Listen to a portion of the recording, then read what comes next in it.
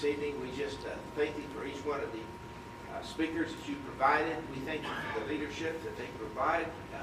We just pray that you would strengthen and undergird them in the work that they do. We're all here, dear Lord, because we're concerned for the direction of our country, and we just thank you for those that are in these leadership positions and these things so important to us. We see problems in our country and spending and fiscal issues in our state.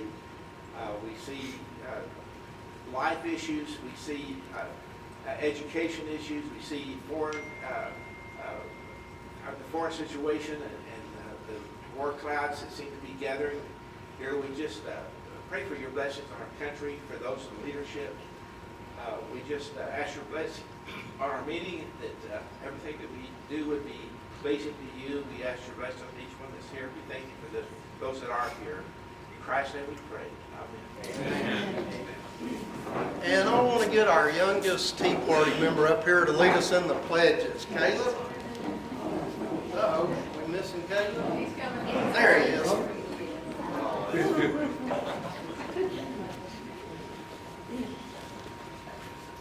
I pledge allegiance to the flag of the United States of America and to the republic for which it stands, one nation, under God, indivisible, with liberty and justice for all. I honor The Texas flag. I pledge allegiance to thee, Texas, one state, under God, one and indivisible.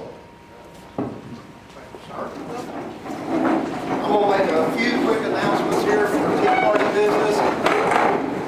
I'm sorry, Kat, here. She always says I'm a moving target. We're going to have a table out at the San Angelo Coliseum at the gun show this weekend, Saturday and Sunday. And I think Deborah's going to pass around a volunteer sign-up sheet. Bring some guns if you got to sell them. That always helps interesting. We're going to have all our literature and things out, but we need people to help us man the table. Roy and I are going to be there and get it set up. I think Deborah. And we'll be there at 11 or 12, but we're going to need some relief to go eat and everything. That's about the only announcements I think we have. Be sure to check the website. It's interesting that Michael's here tonight and some of the transparency things that came up, because National Journal did a real interesting article on our congressman, who is chairman of the Ethics Committee, on how they were trying to not have to disclose their lobbyist traveling trips on their annual disclosure. And he was really upset, said that the ruckus was caused by a reporter doing their job. I said, well, that's something to be mad over.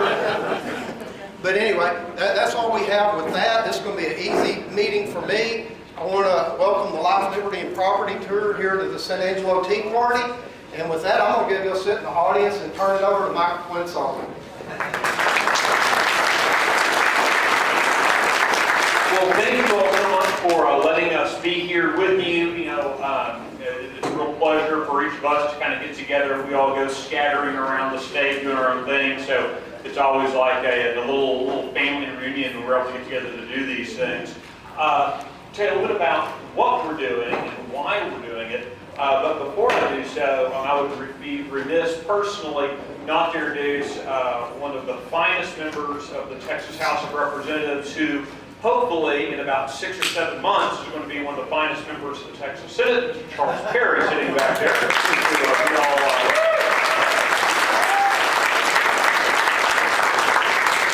We have not yet issued our official endorsement in the Senate district race, but we're going to be fairly soon. I bet you can guess who we're going to be endorsing. I don't know what all these yahoos are doing, but Charles Perry's a great man. If you don't know Mr. Perry from Lubbock, I hope you'll grab him this evening and spend a few minutes to visit with him. Obviously, you have an empty Senate seat now with Mr. Duncan moving on to Texas Tech University as their chancellor, and so it's a great opportunity to bring a really fresh set of eyes into the Texas Senate. I'll tell you about the Life and Property Tour, what we're doing. We're trying to go around the state and give folks an idea not only of what has and hasn't happened in the Texas legislature, but perhaps more importantly, give you some ideas of what each one of us as citizens should be working for. What are the things that we should be communicating with, how we should be communicating with our elected officials, particularly the members of the Texas legislature, in the kind of things that we as conservatives want to see achieved to ensure a better, stronger Texas. Now, a couple, make sure, it's always good to make sure everyone's operating with the same language. We all start talking and we all know the words we use. So I'll give you just a couple quick definitions. When you hear us say these things, you're going to hear us talk occasionally about rules. Now, we're not talking about monopoly, although a lot of times the legislature feels like they're playing with pretend money. When we talk about the rules, we're talking about the rules of the Texas House, the rules of the Texas. You don't find those things. You can't go find the rules of the House, rules of the Senate in the state constitution. You can't find them in the government code. They're passed by each body, and they're this little booklet that they sometimes carry around and sometimes they just ignore. But they're the rules for the operations of the legislature, of the House and of the Senate. And it can sometimes be pretty dry, boring stuff. But at the end of the day, the rules govern the debate. And the debate determines the outcome. And so you and I need to make sure we understand the rules too. You can't play the game effectively if you don't know the rules. Lord help the kid who shows up at his first football game and doesn't know which way to take the ball. Want to have some troubles there. So understanding the rules is important. You're also going to hear us talking a little bit about something called the two-thirds rule. It's going to come up a couple of different times, and we chat about the problems, particularly in the state Senate. The two-thirds rule. The two-thirds rule is a rule that's been in place now for a while that has been that sits there to ensure that conservative legislation doesn't move forward. The two-thirds rule is kind of a gentleman's agreement in the Texas Senate that no legislation will be debated unless two-thirds of the Senate agrees to it being debated. Now, you and I can't go anywhere to find out who was the 1/3 plus 1 who stopped the debate. You and I can't find that anywhere. That's part of their little agreement. And I think you're going to hear a number of us suggest that maybe that should change. You and I should have more eyes on what our state senators are and aren't doing. You're going to hear us talk about the office of Speaker of the House, the speakership. Now, this is a little scandalous, what we're doing here. We're kind of doing something we're not really supposed to do, because under current state law, actually, all of us talking about the speakership is illegal. Now, it's illegal, but it was vacated by a federal court about 5 years ago because of the action of our friend Kelly Shackelford from Liberty Institute out in Plano, Texas. But under Texas law, for more than 40 years, the citizens of the state of Texas could not engage on the question of who is the third-ranking constitutional officer in the state of Texas. How is that for locking citizens out of their government? Now, fortunately, we can talk about it. So we're going to talk about this. So why is the Speaker such an important thing to talk about? Well, it's kind of like the rules. The Speaker of the House controls the flow of legislation through the appointment of committee chairs, and indeed, the appointment of the committees overall. So who the Speaker is controls the legislation that goes to the floor. Who the Speaker is determines who's the chairman of the Calendars Committee. That's a committee of the Texas House that decides what does and doesn't go to the floor for a vote. It decides who's the chairman of the Appropriations Committee, and the Ways and Means Committee, and all those sorts of things that impact our lives. With that little bit of ground setting, let me quickly introduce the men and women standing here today. Each of us have about an hour and a half long presentation. No, we'll go on about 7 or 8 minutes each, and we're going to give you our, we all have kind of our little thing we'll talk a little bit about. But probably the most important part of the evening, though, is going to come when we start kind of doing interaction, questions, answers, things that you see with us. I'm trying to give you an idea of why those items are and aren't moving through the legislative process, and maybe get your input on the kind of legislation you want to see, the priorities that you have for the Texas legislature. Appropriately, to my right are all these nice folks. But at the end of the line down there is Joanne Clement. She will be batting cleanup because Joanne always manages to make sure that she fills in the gaps when all of us forget things. Joanne Clement heads up Grassroots America, We the People. She is one of the great coordinators of the statewide Tea Party movement. For the past several years, she has been the chairman of the advisory committee to the Tea Party caucus of the Texas legislature. Lord, you tried to put that on a business card. You're going to put a printer out of business. Joanne Fleming is going to talk to us in a few minutes. Next, Joanne Fleming is John Seago. He is the legislative director for Texas Right to Life, the oldest, the largest premier pro-life organization in the state, protecting life from conception to natural death. One of the great warriors in the conservative movement, John Seago. Next to John is Marilyn Gerstenschlager. She is a great volunteer activist with Eagle Forum. She and Kathy Adams are, of course, to be reckoned with. Both of them, stand about 5'2". But it's amazing to watch legislators quiver when the two of them walk through the halls of the Texas legislature. You would think they're carrying bazookas and baseball bats. Instead, they just come armed with truth, which is far more scary to most elected officials. Ann Hettinger with Concerned Women for America. Again, one of the great stalwarts of the conservative movement. In fact, John and I have talked on a number of occasions that what he and I do, the conservative movement, in a lot of ways is built on what Ann and what Kathy Adams have done over the years. It's really exciting for us to be working with them. And last but not least, easily the best looking person on the panel is Tim Lambert, who heads up the Texas Homeschool Coalition. They are the largest defender of parental rights in the great state of Texas. And so with that, I want to start with Tim Lambert and ask Mr. Lambert to kick us off. Please have a seat.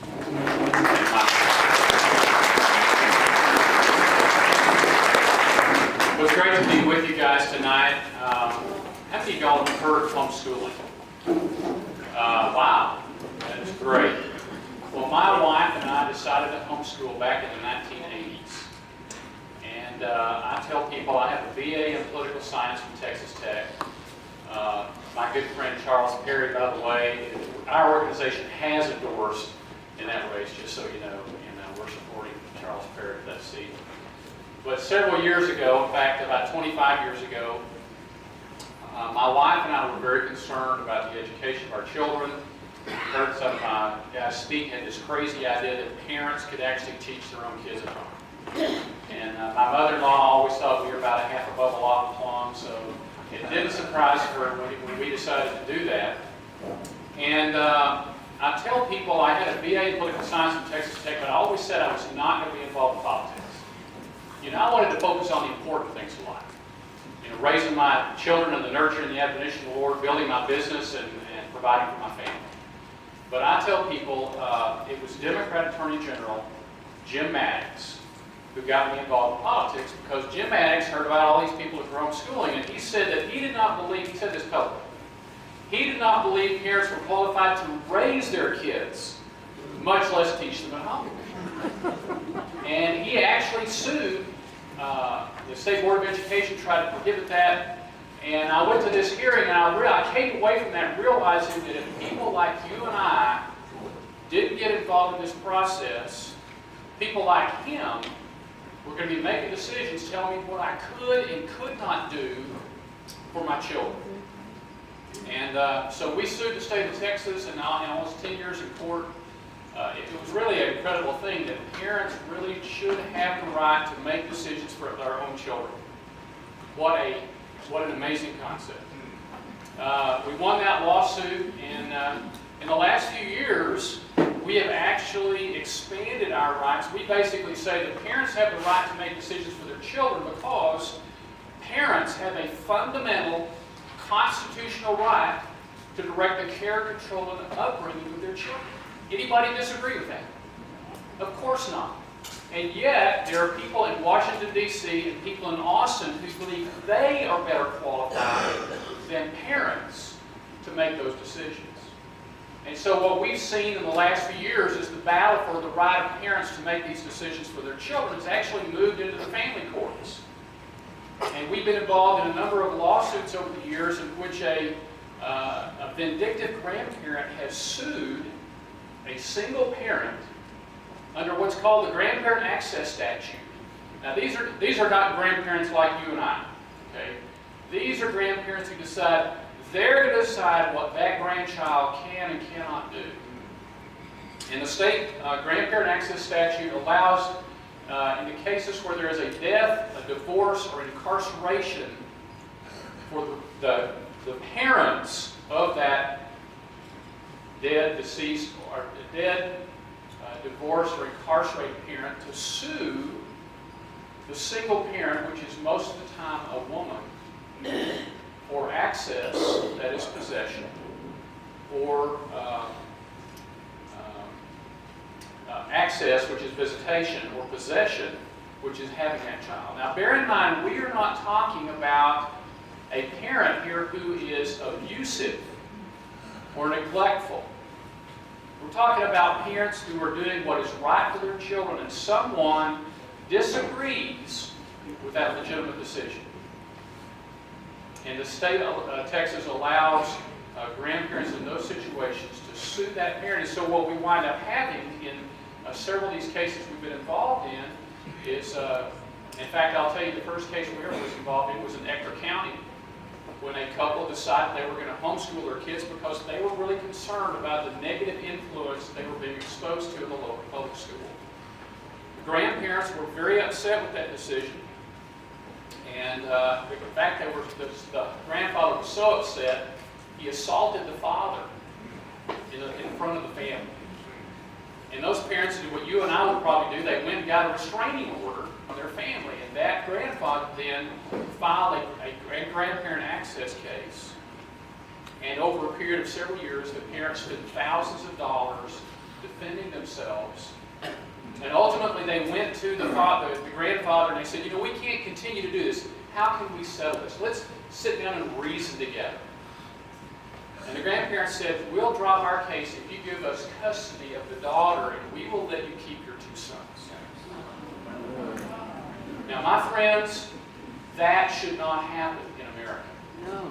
That should not happen in Texas. Your right as a parent should not be dependent on how much money you have. And so, you know, one of the things that you're going to find tonight as each of us speak is we have our own issues. Some are physical issues, some are parental rights issues, some are life issues, but the reason that we're all doing this is because we all find that we have the same friends and the same opponents when it comes to the legislature. So we have been working on our issue to try to amend, to try to close the loopholes of the Grandparent Access Statute that really allows a grandparent to file a lawsuit and basically say, because I have more money than you do, I'm going to keep you in court until you run out of money until I get your child. Now the amazing thing is you would think that we're trying to change that law, you might think that it was grandparents that opposed the changes that we're trying to make. You would be wrong. The people who are opposing this are called the Family Law Foundation, the attorneys, because these lawsuits mean money to them. The interesting thing is the last three sessions, our opponent, the head of that Family Law Foundation, the lobbyist for the Family Law Foundation, is also the lobbyist for the Texas Trial Lawyers Association. Happens to be the same guy that's going after Michael Quinn Sullivan at the Texas Ethics Commission. And so we have been unsuccessful in the last session. I went to my friend Dan Patrick, who is the Republican nominee for Lieutenant Governor, and I have every confidence is going to be the next Lieutenant Governor. And I said to him, Dan, I got to tell you, I got a problem. Our legislation, this is not controversial legislation, but it was killed in the Senate Jurisprudence Committee because we had a Democrat who chaired that committee who was more interested in what the lawyers thought than what parents thought. And Dan, you got to tell me that is not going to happen under your tenure. I can't tell you what he said, but I'm fairly confident that it's not going to happen under his tenure. So one of the things that we homeschoolers learned years ago was that there is, sometimes my friends say, Tim, I don't understand when we look at polls and the vast majority of the public agrees with something and the legislature does exactly the opposite. Why is that? And I said, it's because they don't care what the polls say. They just care who votes. And my friends, that's the reason that we're involved in this process, and I hope that's the reason you're involved in this process, is because we have to change the players in this situation, not just for the right of parents, but for the right of the taxpayers, the right of the unborn, and all those others. So I thank you very much. Michael's walking up here very slowly because he knows that I'm supposed to be finished and I'm not yet, so I appreciate that. I look forward to answering your questions.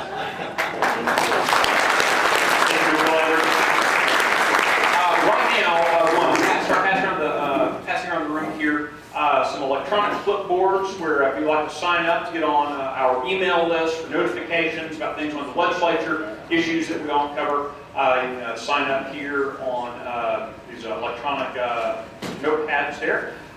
Next up, I'm real excited to introduce to you Ann Pettinger with Concerned Women for America.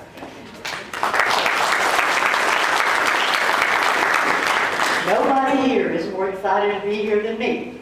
Because when I look out here and see all of these wonderful faces, especially those people with red shirts, I'm more encouraged than I've ever been. Because for about the last 17 years, every session, I've been walking the halls in Austin and batting my head against the powers that be down there. Well, this time, because of this wonderful tour, and Joanne and all of them working so hard, we have a brand new senator in Senate District 2. That's my senator. Now, I'm just telling you, he was 60% Republican. Now I've got one that's 100%.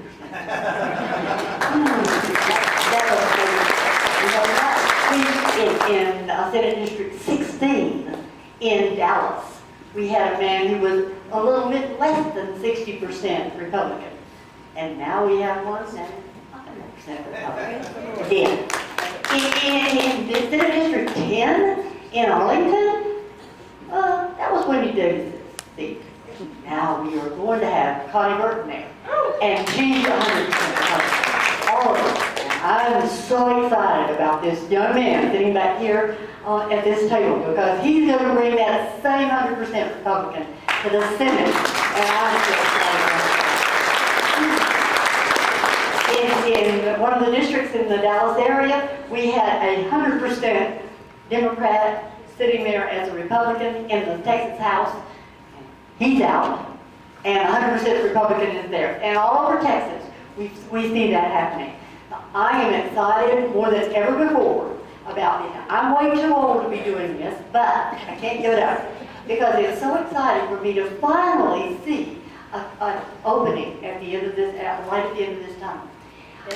Concerned for America began about 35 years ago. A little preacher's wife in San Diego, California was sitting there listening to Betty Friedan. Betty Friedan said, "I speak for American women." And this little preacher's wife stood up from that couch, she's tiny, and she said, "She doesn't speak for me." And the end result of that was Concerned Women for America. We have over 500,000 women across the United States that are members of that organization. I've been the state director for the last few years. I just want to tell you a few things.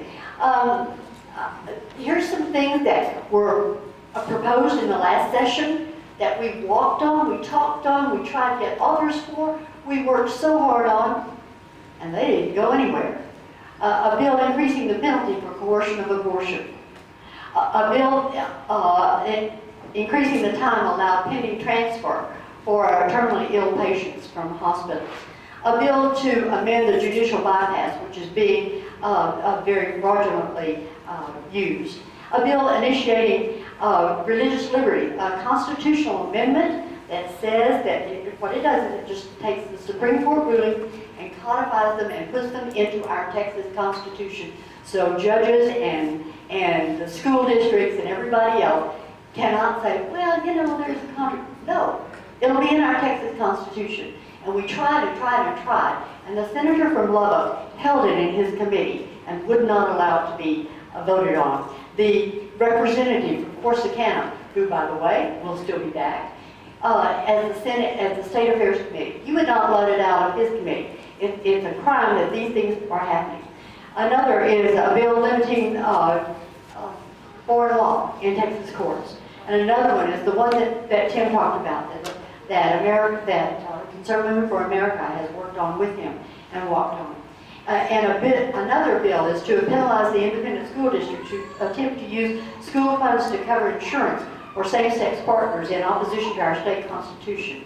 Let me just tell you that last session, in fact, 1 year ago tonight, I was standing on the Capitol steps in Austin, and we had a whole bevy of our state leaders and our representatives, and Representative Perry was there. We were advocating for HB2, and HB2 had 4 tremendous bills. Now, let me just tell you a little bit about that. You see, what happened is the leader of the House said to his person over the calendars committee, don't let any of that stuff get to the floor of the House. And it did. We had a wonderfully brave governor, and he said, it's coming. And so he called session number 1. That's when Wendy Davis did her little thing. And it didn't get passed. You know that. There were, the rule of the bullies took over there. The second session was called.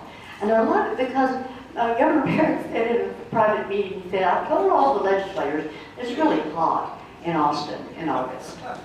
So, guess what? It got passed. And we had a wonderful session with that.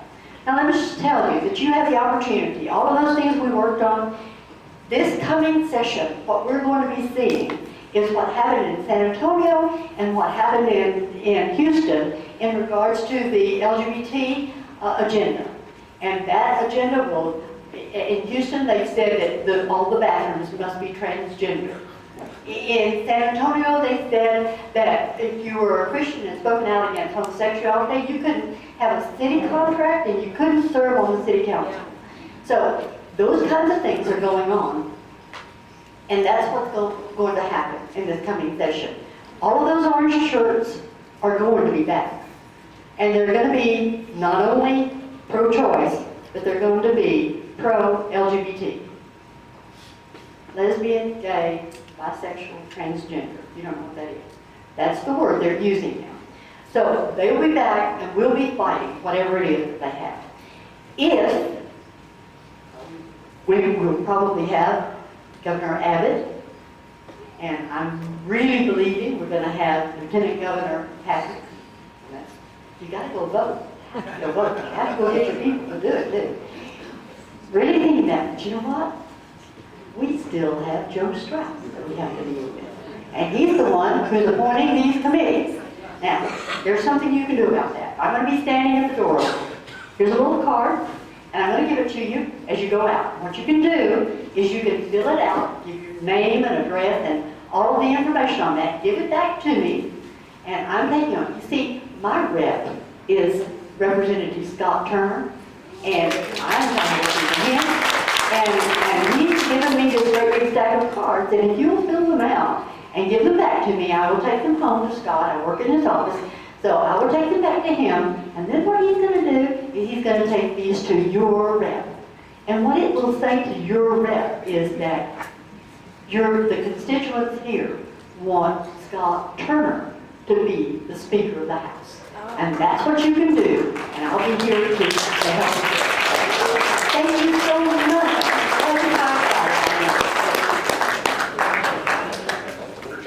Marilyn Gerstenslager from Eagle Ford. Thanks so much.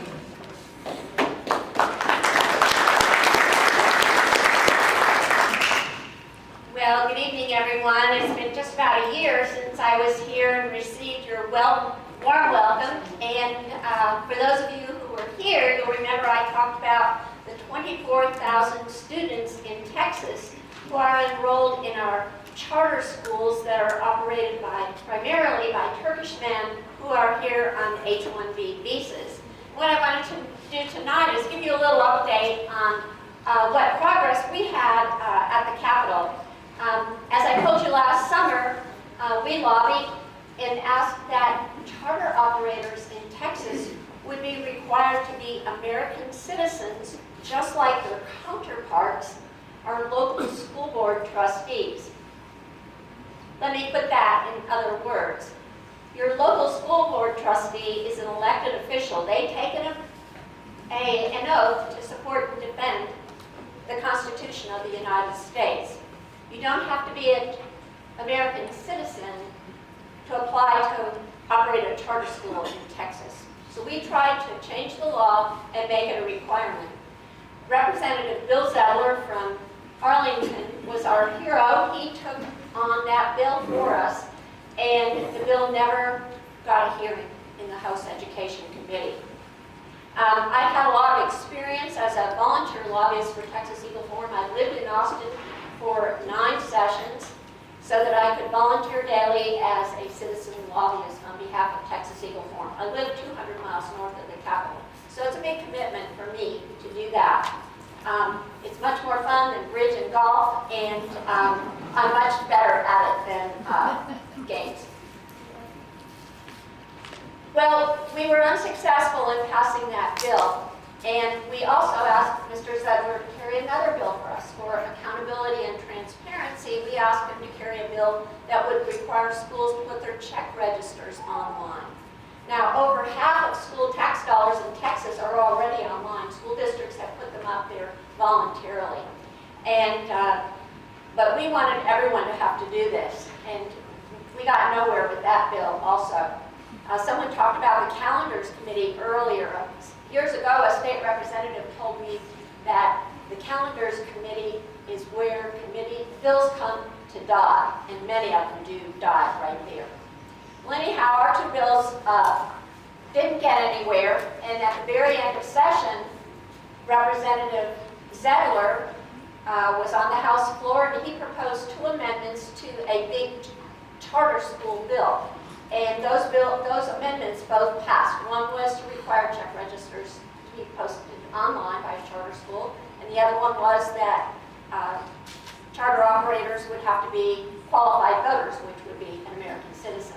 Well, both of those amendments passed. However, the bill went on to the conference committee, and unfortunately, the check register requirement was pulled off in conference committee, and the citizenship requirement was almost what we wanted. It was the majority of the board members of a charter operator must be American citizens.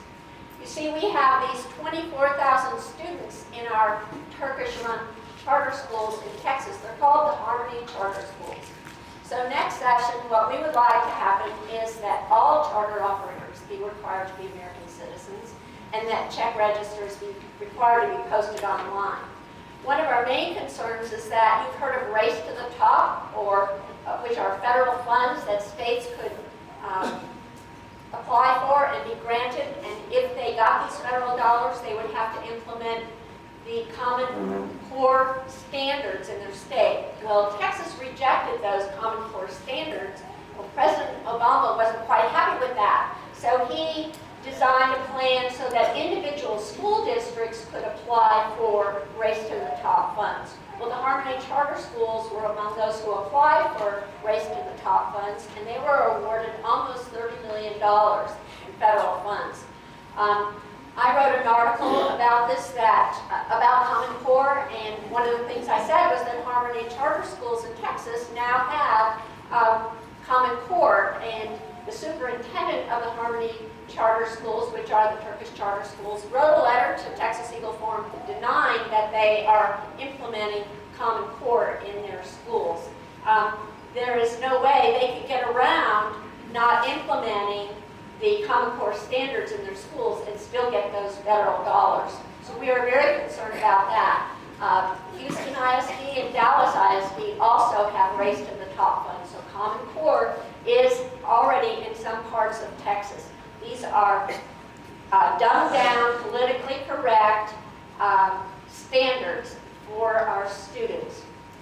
Our biggest concern with Common Core is that they collect data and they share data on students, very personal, specific data, and they share this data with who knows, whoever is out in cyberspace can have access to this data if the state wants to share it with them. Common Core is also about training little worker bees to serve the global economy. It's not about educating your child. Another concern we have is about the charter schools is that The Harmony Charter Schools in Texas are operated by the Cosmos Foundation. The Cosmos Foundation also operates charter schools in some other states. They operate a charter school in Louisiana, and that charter school was raided by the FBI last December. And then just a few weeks ago, the FBI raided more charter schools that are run by the Turkish people in the states of Illinois, Indiana, and Ohio. And these were crimes called possibly white-collar crimes. So we don't know why the FBI is raiding almost 20 charter schools in America, but to put their check registers online might give some more transparency and accountability, and also to require our charter operators to be American citizens would help with more accountability. One more thing about charter schools. The Chinese have opened charter schools in Florida. If an entity from outside the country invests $1 million in a business in America, they can get permanent visas for this, and I believe they can get something under 10 visas if they invest $1 million in an entity. So the Chinese have opened charter schools not only in Florida, but in some other states. And that's all I have. I hope that after the next session, I'll have a more positive update. Thank you. Thank you so much, ma'am. John Tito from Texas Right to Life.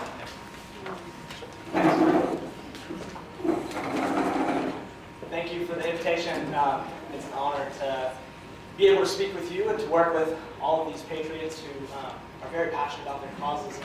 So, Texas Right to Life, my name is John Seago. I serve as the Legislative Director for Texas Right to Life. We're the largest and oldest pro-life organization in Texas, and our mission is to protect and to promote the sanctity of innocent human life from fertilization until natural death. And so that is our whole purpose. So specifically, we have a unique role of spearheading the legislative agenda for the pro-life movement in Texas. So when we're in the Capitol, during the session, we're in the Capitol every day working with legislators. We do the research, we help craft the bills, and then in the session, we're there every day promoting the bills, educating on the bills, and making sure that pro-life representatives have what they need to defend and to ultimately pass strong legislation that protects pregnant women, preborn children, and other attacks in favor of individuals who are being attacked in other ways. Now, you might think out of all of these groups, the pro-life group would be the happiest one here. We've had the big headlining victories last year, last summer. We've been winning in the courts. Our bills have been upheld by court after court. Even though Planned Parenthood keeps taking us back to court, we keep winning. Clinics are shutting down. Abortion clinics across the state are closing down because they don't want to follow the rules and the laws that we passed. Pregnant women are hearing positive alternatives to elective abortions, and that means many preborn children of your preborn neighbors are being saved. That is excellent news, and it's something to celebrate, and we definitely are happy about that. However, the victories that we had, and it was mentioned earlier, the pro-life bill that we passed was passed not in the regular session when representatives were supposed to be there in Austin. They were willing to leave Austin without passing a pro-life bill until our Governor Perry, told them, no, get back to Austin and do your job to protect pregnant women and preborn children. And then they still didn't do it. They messed around for a few weeks and didn't get the bill passed in time. So you might have heard of someone named Wendy Davis. She had an opportunity to try to slow our bill down. And so then the governor had to tell them, no, I was serious. Go back into Austin again and pass this pro-life legislation. And eventually our legislators did. So what was the problem? There are two specific issues two themes I want you to think about as we enter into this next session. What we saw on the front lines of the pro-life movement was we saw apathy and we saw cowardice. In your elected officials, we saw these two vices that ended up killing these good pieces of legislation. We saw apathy because we saw elected officials, high-ranking leaders in the Capitol were willing to go another 2 years without passing a single piece of legislation, a single policy that would have protected pregnant women from the predatory abortion industry, that would have saved preborn lives, or would have helped those who were being assaulted in the healthcare system. These elected officials were apathetic to our calls. We had the bills filed, we had the hearings, we even got some to the calendars committee, but they didn't get to the floor because it wasn't a priority. Our Speaker of the House even said that when asked about, are you going to let this pro-life legislation that Governor Perry's been talking about before the session, are you going to let it get to the floor? And he said, I'm going to focus on the important issues. And then he listed water, which he didn't wait. He waited all the way until the end of the session to deal with. Transportation, again, waited until the end of the regular session to talk about. So he thought those were more important than protecting pregnant women, preborn children, and other assaults, stopping other assaults upon the sanctity of human life. So we saw apathy. We also saw cowardice. Specifically in your state senate, we saw elected officials were caving to the medical lobby. They were caving to the self-appointed experts as to how we should deal with the sick, with the disabled, and with the elderly. In Texas, we have it, and usually whenever we talk about pro-life things, we talk about pregnant women. We talk about protecting them. We talk about the preborn. And those things are definitely important. Those are central to our mission in Texas Right to Life. However, what we've seen is a huge gap in protecting the sanctity of human life in the healthcare system and in hospital settings. And so what we have in Texas is an extremely anti-life law that attacks the sanctity of human life for someone who's disabled, for someone who's sick, or for someone who's elderly and needing medical attention. So we've been trying to establish justice for those individuals. And I'll just give you one example. We have a terrible law in the books that is silent about do not resuscitate orders. A do not resuscitate order, or a DNR, is a piece of paper that a patient can sign to say, if I have a cardiac arrest, or if I need paddles, or if I need emergency invasive maneuvers on me, don't do it. I don't want that procedure. The DNR, it's a file, it's something you can fill out if you decide that you don't want medical intervention in those type of situations. Right now, our current law is silent on who can write that for you. So what Texas Right to Life found is that doctors were looking at an individual who's disabled or elderly and making that decision for them, saying, if they go into a cardiac arrest, we don't want to bring them back. If they need paddles or emergency care, we think they're better off dead. So we started finding these DNRs in patient files. And we would have reports around these from the states. So we filed a piece of legislation that says, no, only a patient can write this kind of order. Seems pretty commonsensical, right? It's kind of one of those things that's like, wait a second, we need a law for that? We need a bill for that? Yes, we need a bill. Well, the medical lobby was pushing a bill that was going in the other direction, that was explicitly giving doctors the authority to write this for you. So if you're in the hospital, they could write a DNR order for you that would end your life if you needed the paddles or CPR or something like that. This is just a huge assault on the sanctity of human life of that patient. So what we saw is this bill actually passed the Texas Senate. We led the way against this bill. We had a lot of support from a lot of the groups up here, helped out, and they saw that this was a huge, the Texas homeschoolers, they saw that this was a huge assault on parental rights, is that doctors were making these life and death decisions for their children without even consulting the parents.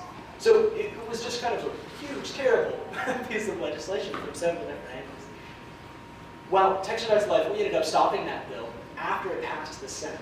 So we had enough senators that thought doctors should decide whether your life is worth living. And so Texas Right to Life, we've got into this fight, but we were fighting against this medical lobby.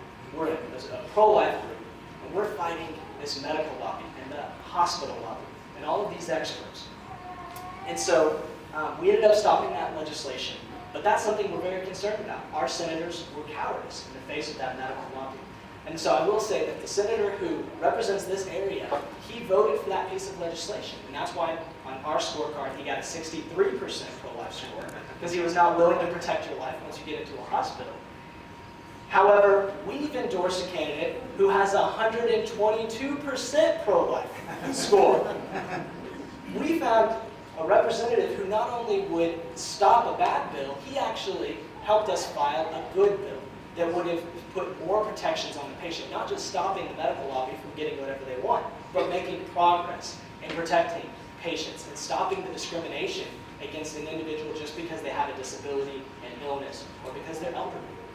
So that person obviously is Representative Charles Perry. He got 122% record, and he is definitely acute to and ready to fight for protecting all individuals, whether it's from fertilization or to natural death. So Texas Right to Life, we've already announced our endorsement of him for the Senate race, and definitely think that if you don't know Representative Perry yet, definitely need to get to know him and hear how he has a holistic pro-life view and is ready to get it back for all.